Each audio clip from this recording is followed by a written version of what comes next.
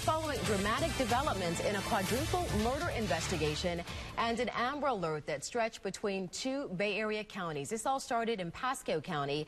Deputies there say Adam Matos took off with a 4-year-old autistic boy after 4 bodies were found near a home in Hudson yesterday. The search for that little boy came to an end early this morning when authorities found him with the suspect Adam Matos at a downtown Tampa hotel. That boy safely recovered, but this investigation is far from over. We're taking action for you now with team live coverage. Right now, Ashley Orr and Eric Waxler standing by. I want to start with Ashley Orr. She's in Tampa. Ashley, how did police finally catch up with the suspect? Well, Dia, it all ended here on the 18th floor of the Hotel Floridan. This is where SWAT teams were able to lure Matos out of his hotel room and get Tristan back safely. This is the man who sparked a statewide manhunt after police say he killed 4 people and kidnapped his own son. He's my son. I love my son, and I hope that he's safe right now. Police say Adam Matos brought 4-year-old Ismael Tristan Santisteban to downtown Tampa from their Hudson home. Matos checked them in here after midnight using his real name. The two were spotted by several people near the hotel who called police. And the little boy with him, he looked tired and wore out. It looked like he was falling asleep just walking, and he kind of tucked them underneath his hip so we wouldn't see a good picture of him. Within about 6 hours, multiple law enforcement agencies were able to work together to end this. We had a ruse to lure him out of the room. We were able to successfully do that, get him away from the child, take him into custody safely, and the child is fine. We asked Matos one simple question. Why'd you do this? I don't have anything to say. Matos was taken to Hillsborough County to be processed on an aggravated assault charge. You're seeing it right there. After his appearance on that, he'll be transported back to Pasco County. Now, that's where my colleague Eric Waxler is live. And Eric, what will be waiting for him in Pasco County? Well, we just got word that the identity of the 4 victims will be released later today by the Pasco Sheriff's Office. They've been waiting to notify next of kin. Also coming up at 12:30, Sheriff Chris Nacco will be back here for an update on the investigation. The forensics unit has 2 different scenes to go over right now, and that is what they are doing right now. One of those scenes is the field where the 4 bodies were found. The other one is the house just down the street here in Hudson. Now that 4-year-old Tristan is safe, the Sheriff's Office says they can solely focus on the murders. We have our suspect in custody. We're going to move forward collecting information. We're going to be out here all day today, and we're going to be working that case to make sure that justice is served for those individuals that lost their lives and for their family members. This morning, Sheriff Chris Nacco first expressed relief that the young boy was found. Thank God Tristan is okay. He is alive, he is well, and he's in the city of Tampa right now, and the good thing is he's in the care of the Sheriff's Office, the police department. He will be taken care of. Pasco's Child Protective Services unit will care for Tristan while they wait for other family members to come for the boy, a child whose mother appears to be one of the murder victims. The first thing we want to do is make sure his well-being, his health, both physically and mentally. The other side of it is before custody is handed over to any family member, we're going to make sure that family member has the ability to take care of him. I love my son, and I hope that he's safe right now. Why did you take him? He's my son. What happened? What happened with the family? I don't have anything to say right now.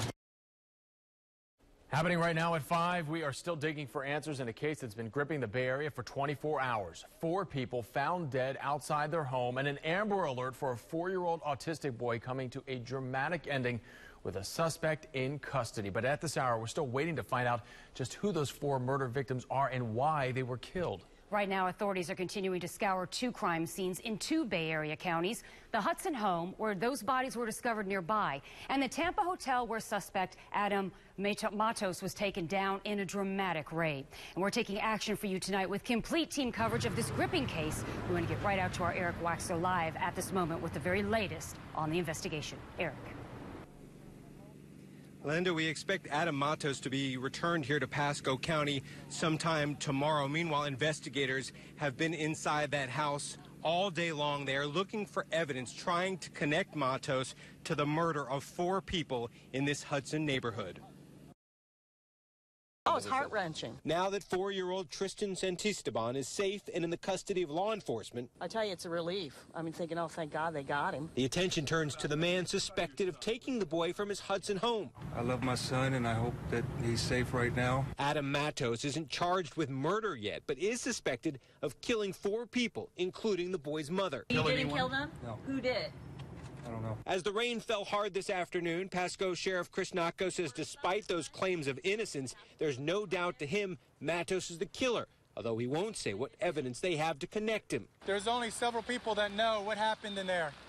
The Pasco Sheriff's Office investigators and the suspect. Investigators say they had witnesses see Matos in the area, even passed out drunk at a bar, but they need more people to come forward. That's what we're asking today. Anybody that has interacted with him in the last 5 to 6 days, we want to talk to them. We want to talk to those people because we want to learn a lot more about him and where he was and what he's been doing.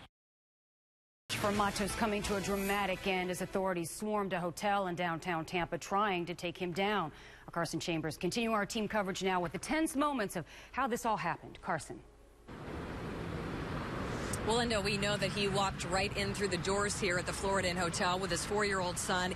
He checked in under his own name, paid cash, asked for a room with twin beds, and then went up to the top floor here, number 1803. He made a few calls down to the front desk asking about checkout time and also about Wi-Fi access, and that is when police put their plan into action. I love my son, and I hope that he's safe right now. Adam Matos, now in custody, but a fugitive for days, was clear about the reason he took his son. He's my son. But claims he doesn't know who killed 4 people near this Hudson home. You didn't kill them? No. Who did? I don't know. Now, how he checked into a hotel room at downtown Tampa's Florida Inn Hotel with his son, 4-year-old Tristan Santisteban, is becoming more clear. And the little boy with him, he looked tired and wore out. It looked like he was falling asleep just walking. And he kind of tucked them underneath his hip so we wouldn't see a good picture of him. Folks waiting at a nearby Greyhound bus station spotted the pair. He apparently had walked by the Greyhound bus station and was trying to ask about when the next bus was coming, and then I'd asked about hotels. Investigators say Matos asked about bus tickets to the Florida Keys but never bought them, then stopped another stranger who spoke with us off camera. Kid was wonderful. He was just tired. He was totally fatigued. You know what I mean? He was just had him by his hand.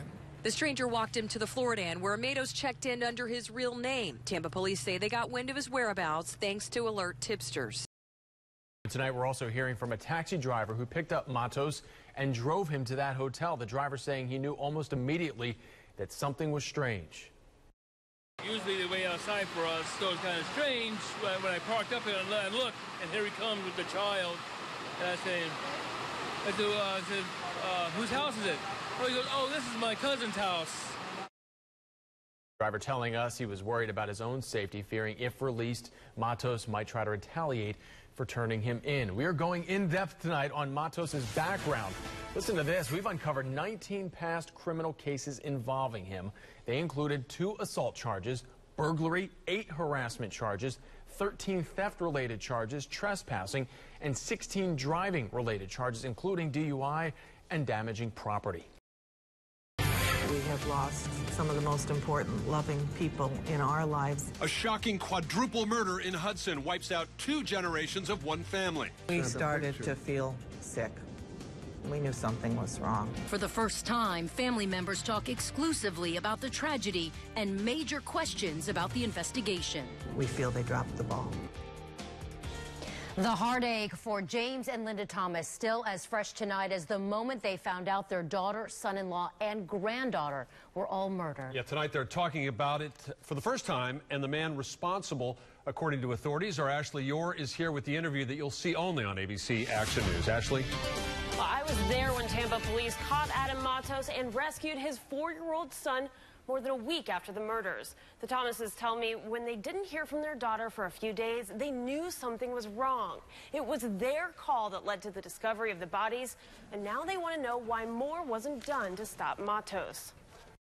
Months after unimaginable loss, the Thomases still have very real concerns. Something went wrong. Something went wrong when a person can take a knife to his son's mother's throat at 7 o'clock in the morning and no one is really looking seriously for him. Margaret Brown's father and stepmother, Megan's grandparents, feel the 4 murders could have been prevented. Concerns that were raised to the sheriff not long after the murders. As long as our deputies are doing what is right, I'm going to protect them and back them to the bitter end. In a document that Thomas has obtained from the sheriff's office, we see a statement from August 28th after Megan's first call for help. In what appears to be Megan's own handwriting, she writes, "Matos put a knife to my throat and said, 'I'll effing kill you. I'll effing kill you.'" The responsibility for the murders definitely belongs to Adam Matos, but the prevention of those murders, the responsibility for that belongs with the Pasco County Sheriff's Department. We feel they dropped the ball. The family still wants to know if the deputy who first went to the house on August 28th was the only person looking for Matos. According to this court document, 5 days later, the deputy says he has not located the suspect in this case, Adam Matos, and the victim has not contacted him to advise if Matos has returned.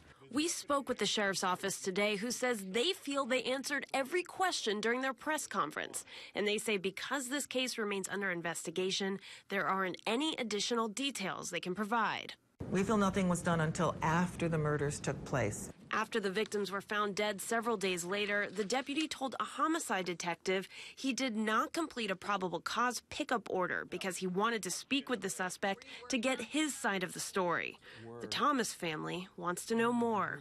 When the incident first became apparent that they'd been murdered, what was the sheriff's department doing? We found out early on that there'd been the domestic violence call. Well, what happened?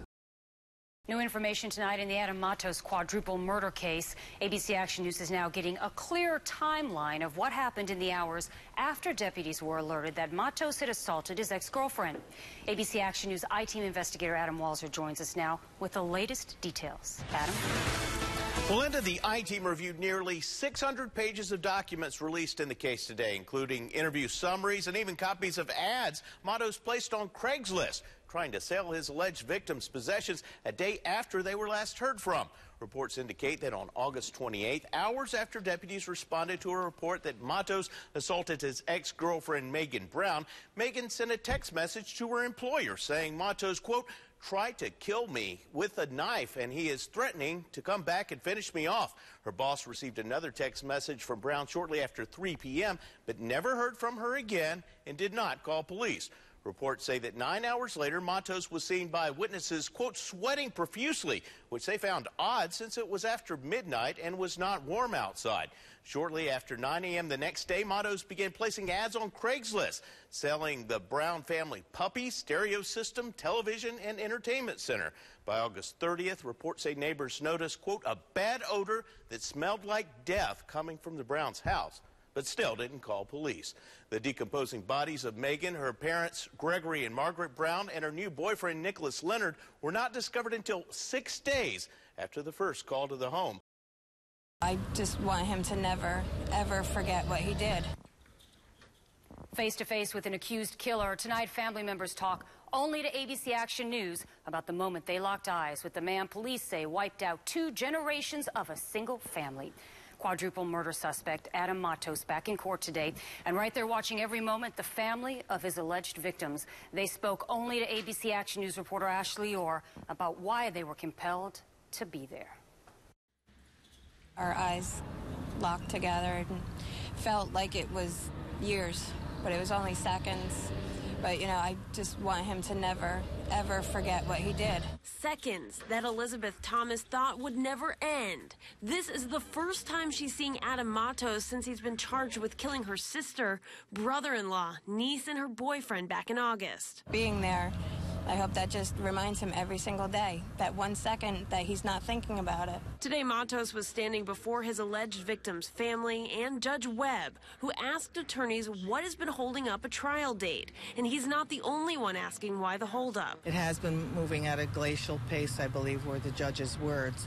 But there is a lot of evidence. I mean, there were 4 victims, so sometimes people need time. The prosecuting attorney says there are about 150 pieces of evidence that need testing in these murders. So far, only 30 have gotten done, and there are 320 witnesses to interview. I have faith that he's doing what needs to be done.